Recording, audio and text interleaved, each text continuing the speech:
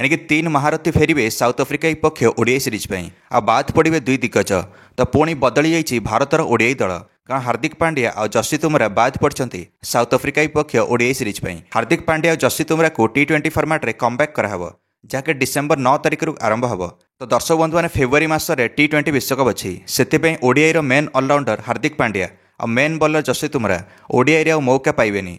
यही 2 जन को अधिकरू अधिका विश्राम दिखाई फिट रखाहब से 2 जन को बाद पकाई ओडीआई फर्माट्रु खास करके बुमरा को जी तो 2023 पर गोटे भी ओडीआई खेली ना। अन्यपटे भारतर ओडीआई कैप्टेन सुमन गिल और vice captain Shreyas Iyer ODI बाद पड़ते इंजुरी जोगु।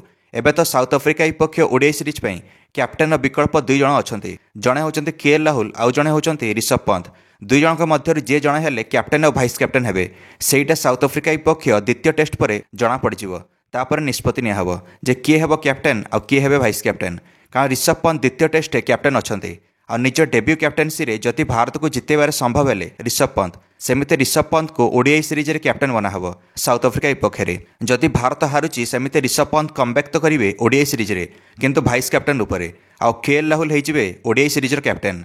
KL राहुल गत साउथ आफ्रिका विपक्ष ओडीआई सीरीज रे भारत को जिताई कैप्टेन रूपे साउथ आफ्रिका माटी रे 2023 मसीह 2-1 रे। KL राहुल जानी साउथ आफ्रिका को केमिति हरइबार अच्छी से ओडीआई सीरीज रे KL राहुल ठारू भल विकल्प मिलिब नहीं कैप्टेनसी रूपे से नूतन प्लेइंग 11 किछि एहिपरि रहियो भारतर ओडीआई सीरीज साउथ आफ्रिका विपक्ष में। एक तो ओपनिंग करेंगे यशस्वी जायसवाल सुमन जगह आसवे जयसवाल और रोहित शर्मा ओपनिंग करेंगे। यही 2 जन नंबर 1 और नंबर 2 रहिबे। नंबर 3 आसवे run machine Virat Kohli. Number 4 रे आसवे तिलक वर्मा तो तिलक वर्मा को श्रेयस अय्यर जगह मौका मिली। नंबर 5 रे आसवे KL राहुल। नंबर 6 रे आसवे wicket keeper batsman Rishabh Pant. Number 7 रे कमबैक करेंगे रिंकू सिंह ओडीआई फर्माट रे आउ थे कमबैक करेंगे साउथ आफ्रिका विपक्ष ओडीआई सीरीज रे। कौन पे रिंकू सिंह रणजीर 2टा मैच रे 2टा शतक लगे।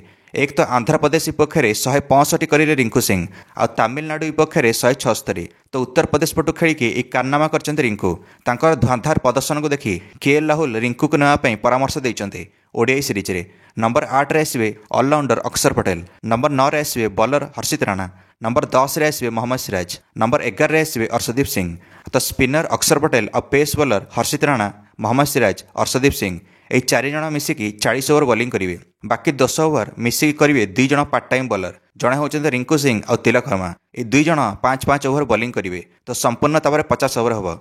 आगामी T20 विश्वकप को दृष्टि रखी रिंकू और तिलक को बॉलिंग डिपार्टमेंट रे मौका मिली बॉलिंग समुदाय एथर 3टा ओडीआई खेल साउथ आफ्रिका विपक्ष में भारत माटी रे। नवेम्बर 30 रे प्रथम ओडीआई डिसेम्बर 3 तारिख में द्वितीय ओडीआई और डिसेम्बर 6 तारिख में तृतीय ओडीआई। तो प्रथम मैच रांची रे खेल द्वितीय मैच खेल रायपुर रे और तृतीय मैच खेल विशाखापट्टनम रे। एणिक सबूक मैच डे नाइट मैच हम और स्टार स्पोर्ट्स नेटवर्क और जियो हॉटस्टार प्लस रे सीधा प्रसारण हम यही सबूक ओडीआई। कौन लगुच भारत हरइबार सक्षम हो कि साउथ आफ्रिका को यही ओडीआई सीरीज रे। निश्चिंत जो मंतव्य कमेंट दे वीडियो को लाइक और चैनल को सब्सक्राइब करदे समस्त क्रिकेट अपडेट्स धन्यवाद।